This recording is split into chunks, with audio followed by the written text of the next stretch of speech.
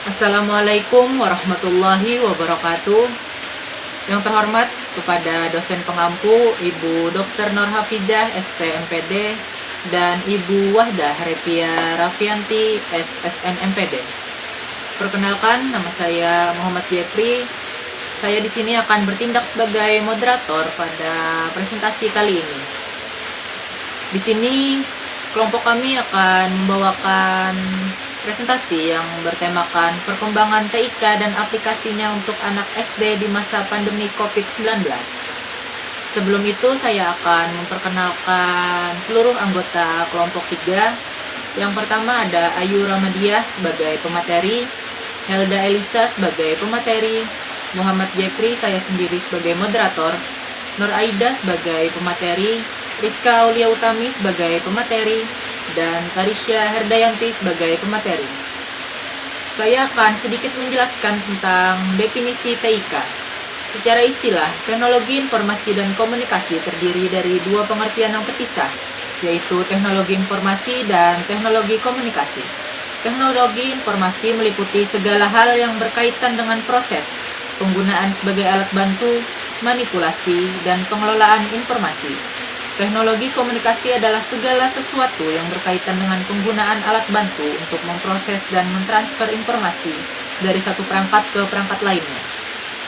Itu saja yang dapat saya sampaikan, akan dilanjutkan oleh teman saya. Terima kasih. Assalamualaikum warahmatullahi wabarakatuh. Perkenalkan, nama saya Rizka Aulia Utami. Di sini saya akan memaparkan materi mengenai peran TIK pada pendidikan.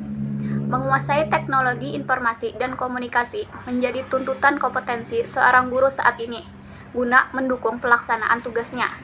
Sehingga setiap guru harus siap untuk terus belajar TIK, guna pemenuhan tuntutan kompetensi tersebut. Di era globalisasi kini, sudah tidak zaman lagi para tenaga pendidik atau guru gagap terhadap teknologi. Teknologi diharapkan menjadi kesatuan dalam pembelajaran, sehingga tercipta suatu peserta didik yang lebih aktif dan mandiri. Guru perlu menguasai pemanfaatan TIK untuk kebutuhan belajarnya dan kebutuhan tugasnya sebagai pembelajar. Demikian pemaparan materi dari saya. Materi selanjutnya akan dijelaskan oleh teman saya. Terima kasih. Assalamualaikum warahmatullahi wabarakatuh. Perkenalkan, saya Tarisya Herdayanti. Di sini saya akan menyampaikan mengenai fungsi teknologi informasi dan komunikasi bagi guru menurut Wijayanti tahun 2011. Ada 4 fungsi, yaitu yang pertama, TIK dapat digunakan untuk membantu pekerjaan administratif atau word processor dan kebutuhan wajib tingkat dasar dan spreadsheet. Yang kedua, TIK dapat digunakan untuk membantu mengemas bahan ajar atau multimedia kebutuhan tingkat menengah. Yang ketiga, TIK dapat digunakan untuk membantu proses manajemen pembelajaran atau e-learning, kebutuhan tingkat lanjut, dan lain-lain.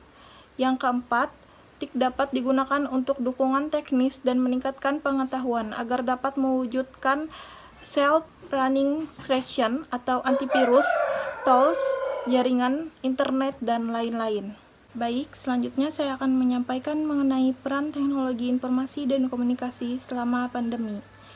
Literasi teknologi informasi dan komunikasi memegang peranan penting dalam dunia pendidikan. Bahkan, literasi teknologi informasi dan komunikasi merupakan kunci dan fondasi bidang pendidikan pada masa ini. Sekian materi yang dapat saya sampaikan. Terima kasih.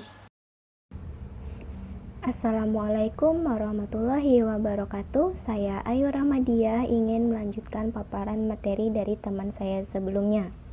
Peran TIK selama pandemi.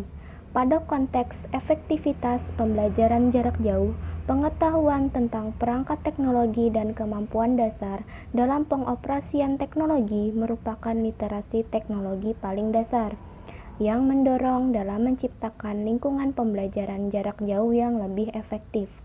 Literasi teknologi dasar mengenai cara penggunaan sistem teknologi perlu dilatih dan ditingkatkan agar pembelajaran jarak jauh bisa lebih efektif.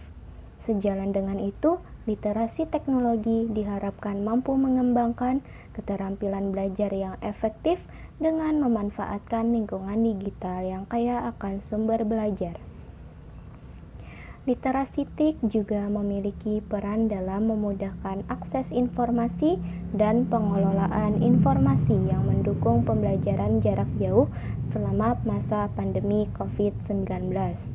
Dengan demikian, literasi teknologi akan membuat siswa mencari informasi secara cepat dan tepat karena mengetahui lokasi dan kata kunci yang sesuai dengan informasi yang dibutuhkan untuk kepentingan pembelajaran.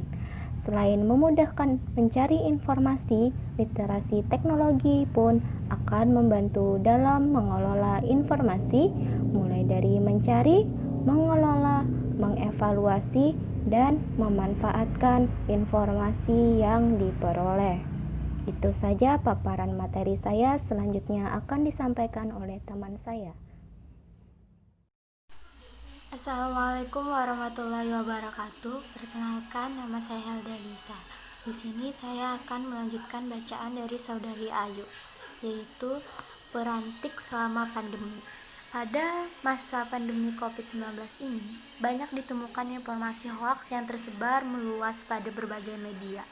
Literasi TIK dalam hal pengelolaan informasi ini menjadi kemampuan yang sangat penting dimiliki oleh pengajar dan pembelajar.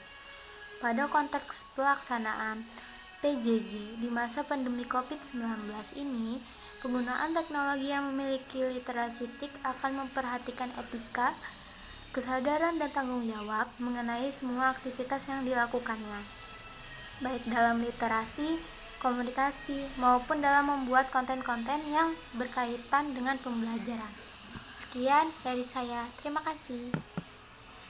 Perkenalkan, nama saya Nur Aida. Saya akan menyampaikan kesimpulan dari materi-materi yang telah disampaikan oleh teman-teman saya. Yang pertama, pembelajaran daring merupakan salah satu solusi untuk menerapkan social distancing guna mencegah penyebaran mata rantai COVID-19. Karena pembelajaran daring merupakan pembelajaran yang dilakukan secara online dengan jarak jauh atau pembelajaran yang dilakukan peserta didik dimanapun dan kapanpun saat dibutuhkan, sehingga dapat menghindari kerumunan yang dianggap sebagai salah satu cara untuk menerapkan social distancing. Yang kedua, study from home atau SFH merupakan salah satu akibat dari adanya wabah COVID-19 yang menyebabkan pembelajaran yang biasanya dilakukan di sekolah diliburkan dan belajar di rumah masing-masing. Namun, sesuai dengan tanggapan sebelumnya, bahwa sebagian besar peserta didik ingin segera kembali untuk bersekolah. Yang ketiga, dalam pembelajaran daring, membutuhkan sarana dan prasarana yang memadai, seperti laptop, komputer, smartphone, dan jaringan internet. Hal itulah yang menjadi salah satu tantangan untuk melakukan pembelajaran daring. Namun, seorang siswa meskipun tidak semua memiliki laptop atau komputer, sebagian besar mereka memiliki smartphone. Yang keempat, pembelajaran daring membuat siswa menjadi lebih mandiri, karena lebih menerapkan pada student centered. Mereka lebih berani untuk mengemukakan pendapat dan ide-idenya, serta pemerintah juga telah menyediakan beberapa platform yang dapat digunakan peserta didik untuk belajar. Yang kelima, aplikasi-aplikasi dan teknologi yang dapat dimanfaatkan untuk menunjang pembelajaran jarak jauh di masa COVID-19 saat ini adalah seperti menggunakan berbagai platform atau aplikasi tes seperti quiz, Kahoot, atau Google Form. Kemudian menggunakan aplikasi komunikasi seperti WhatsApp, Telegram, Line, Instagram, YouTube, dan lain-lain. Baiklah, itu saja kesimpulan yang dapat saya sampaikan. Itulah hasil dari presentasi kelompok kami pada hari ini. Terima kasih kepada teman-teman sekalian, terima kasih kepada para audiens yang mendengarkan, dan terima kasih kepada dosen-dosen pengampu yang telah mengawasi jalannya diskusi hari ini. Saya Muhammad Jepri selaku moderator pada pertemuan kali ini memohon maaf apabila ada salah kata dari pemaparan yang kami sampaikan. Akhir kata, wabillahi taufiq wal hidayah. Wassalamualaikum warahmatullahi wabarakatuh.